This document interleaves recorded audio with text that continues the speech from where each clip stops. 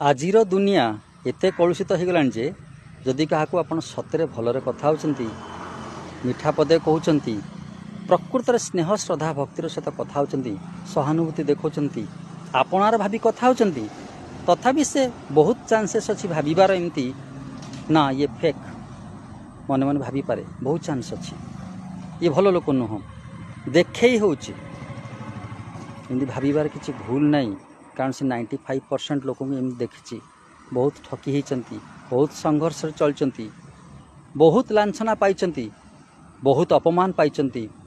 बहुत प्रकार लुटी तेणु से भावाटा किसी भूल नुह